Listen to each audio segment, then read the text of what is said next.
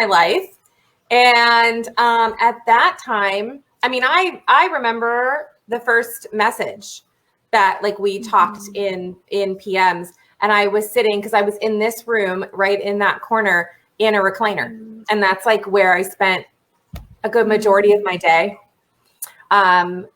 So that's where I was physically. Like I remember that. I mean, geez.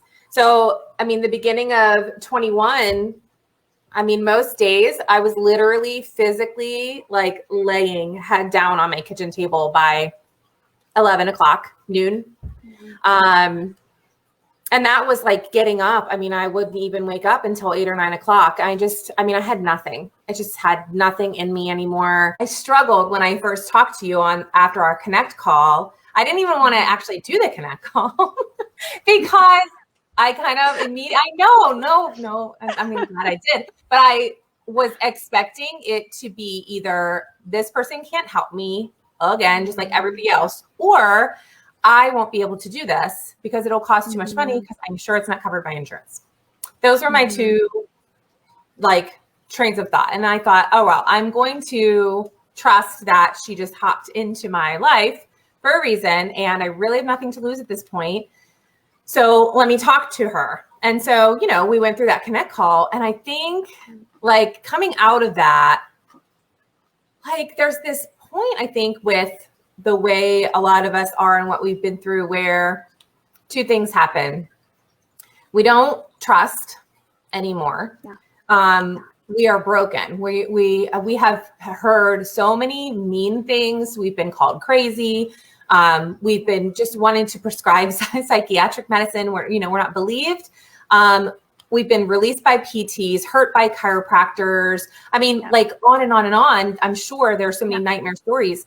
And so we don't trust, there is just a high level of mistrust to do it again, because we don't want to look foolish. We don't want to waste our family's money and invest in one more thing. And that's tough and expected.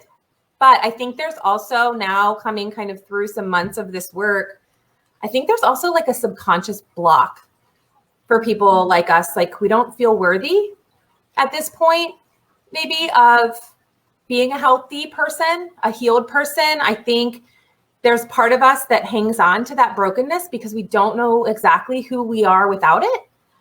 Maybe, so like there's this weird comfort there.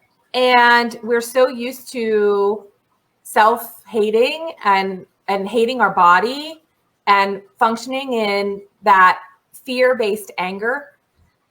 Letting that go is frightening. Like letting that go is really frightening. It was for me.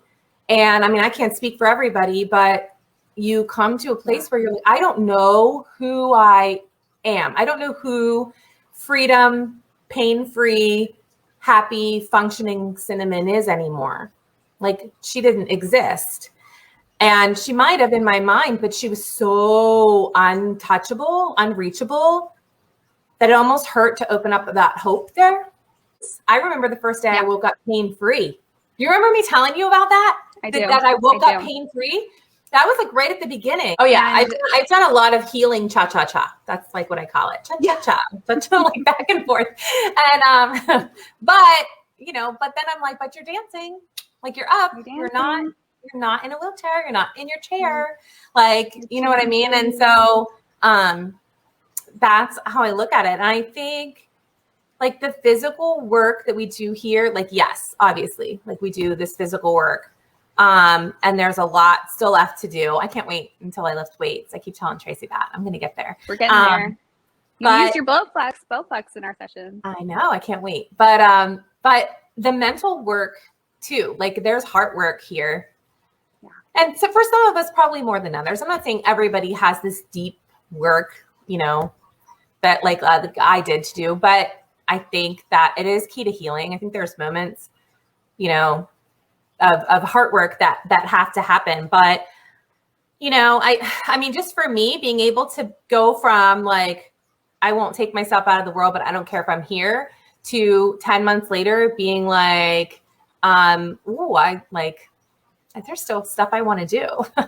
Like, I haven't broken into my supermodel career yet. So I am like raring to go. I'm like, okay, so, just being able to have that hope back, like, to dream again, like, and there's a lot to learn. Like we keep saying, like, do less. I keep telling Tracy I'm going to make her a t-shirt. I swear. Like that is like the motto of this program, do less. Go smaller. That was hard. Like I'm a perfectionist. I'm a pusher. And I think too, we're taught that, like, go big or go home, or come on, like one more. Like that's what we're taught. And, you're over here like, less. And I'm like, I'm not even moving anything. Like, and she's like, go smaller. And I'm like, I'm not even moving. And so, it's a whole different approach. Like it's a whole different approach. It's not what I expected it to be. And now that I'm in it and now that I've learned it, and I mean, everything has changed. How I drive my car, how I stand at my stove, how I sit in a chair, I squeeze in my butt through the grocery store. I mean, like everything has changed about how I move. So it's huge. And the whole thing is that this too is like generational healing on multiple levels, because even if like both of my daughters have EDS and hypermobility and pain, at 20 and 13, 14. Oh God, she'd kill me if I called her 13. Okay. At 14 and 20. So that alone, like this is generational healing. Yeah. But even if you have children that don't have EDS or hypermobility or any of these, dysautonomia or anything, the fact is that you're going to change a generational cycle, period, because you are going to be able to be functioning in their life. Amen. Right. So you get to heal and be plugged in, to their life. Yeah. And I don't know how much I would have paid for that wheelchair. Yeah. But that's where I was going. Like it was happening. Yeah. It was happening. And the co-pays, putting together a specialist team, trying to find people who understand the driving, the chairlift, everything. So really, really gentle, but big, big, hopeful hugs to everybody. Love it. All right. Honestly.